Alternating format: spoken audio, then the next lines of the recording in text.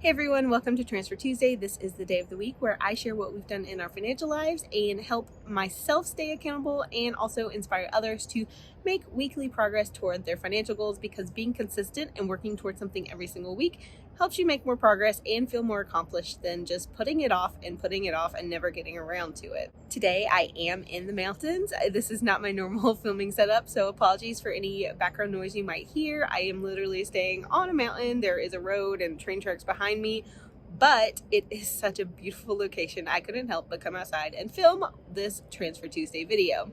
If you're new here, my name is Mary. This is Penny's Nut Perfection, and I've been working on paying off debt and investing for the future. And I just share my financial journey here on YouTube because I found in real life it can be awkward and weird to talk about money and to share your successes and your failures. So I just share all of that here on YouTube. I call you guys my money friends because in real life I do talk about money to my friends, and it is something that we all work together and talk about and try to always better ourselves. So that's why I am here on this channel and why it has morphed into something about talking about money every single week. And today I'm going to share what we did in our financial lives to get closer to hitting the financial goals that we've been working on. Those financial goals are maxing out my Roth IRA for 2020 and to finish paying off the debt that we've been working on. Okay, so the first goal is maxing out my Roth IRA, and last week I was at 25% funded for the year of 2020. The max amount funding for this year is $6,000. So $6,000 is all I can put in this account, and that means that I'm working every single week to get closer to that goal. I don't have $6,000 laying around, so I put $100 in per week, and I'm working toward that $6,000. So I had 25% funded last week, and I put in another $100 this week. So I'm now up to 27% funded, which is $1,600.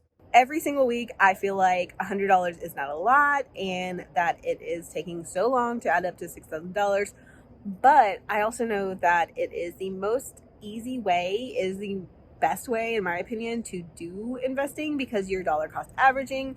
You're not stressing your budget. It's so good to just put in a little bit every single week or every single month. And you can automate this or you can do it manually if you like doing things manually like I do, just because it makes it a habit for me. But automating it is such a great idea for most people, because if you don't automate it, a lot of people will just let that money slip away. So if you're having trouble getting small amounts or big amounts toward your investing or savings or paying off debt, set up an automatic payment, and that will help you so much, I promise. Okay, and now let's talk about my debt payoff. So I started this debt payoff thing with $43,000 in debt in various sources. Most of it was student loans that were Parent Plus loans my parents took out for my education, but I was not planning to pay back, but decided to take over.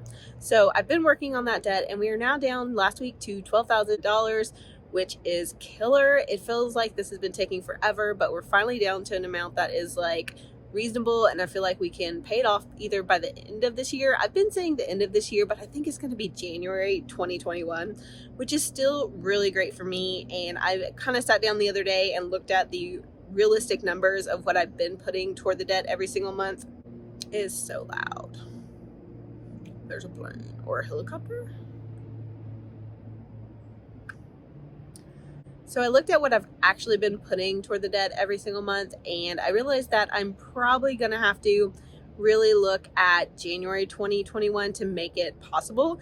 But that's still so much faster than I originally kind of thought when I stopped to save up for a car and save up our our emergency fund. So we're really going a lot faster than I expected anyway, and that's thanks in part to my side income, which I threw all of that toward this debt, and that has been so helpful in the last few months to really speed up the progress. Since I anticipate getting a really large side income YouTube paycheck in January, I know that I can probably count on January being the month that I finish paying off debt. So I'm kind of readjusting what I'm thinking, and I think January 2021 is going to be my debt payoff goal.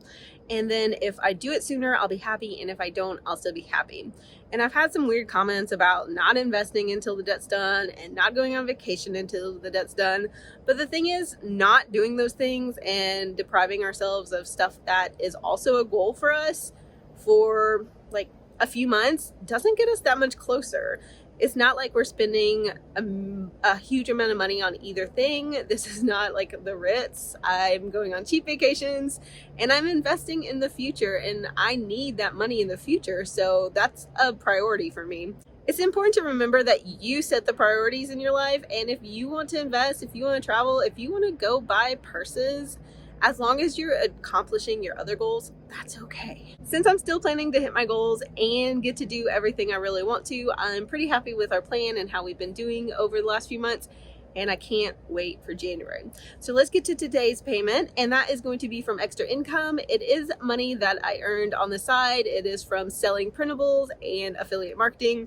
So this week I got some payments, and then when I take 75% of that, putting aside a quarter for taxes, I then am left with $117.67. So I'm gonna put that toward my debt this week. I made a payment, and that is going to bring down the balance. I love making these payments because it goes toward principal. There's not a lot going toward interest because my interest rate is so much lower now, and it feels like I'm really making a lot of progress. My new balance is $12,609. I'm pretty excited about that. It's going so much faster. Like I said, with the lower interest rate, I'm so glad I refinanced. Student loan refinancing was probably the best thing I did after we refinanced our home because it's going a lot faster.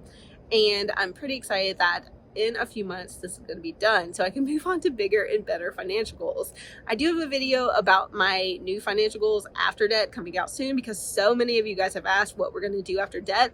And I don't know for sure, but I do have a few ideas, so I want to share those with you, so look for that coming soon. And comment club, if you watch this far, I would love for you to write "relax, you got this" in the comments, because that's something I have to tell myself all the time. And I think it's something you all need to hear at some point, because I feel like sometimes in the comments I can feel your anxiety and stress, and I know how much that happens with money and trying to achieve money goals and get out of debt. It can be really stressful. So relax, you got this. Whatever speed you're going at, you're gonna pay it off, or you're gonna save what you need. You're gonna make it happen. Relax, you got this. Believe in yourself. I believe in you. And let me know what you did this week to get closer to your money goals, and I will see you next week. It's very peaceful here and very nice to eat outside. Mama! Even with our little excited girl. It's just so nice to be outside in nature. I love it.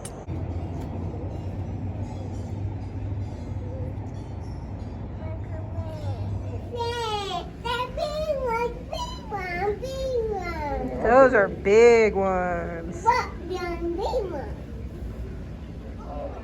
that a big fish?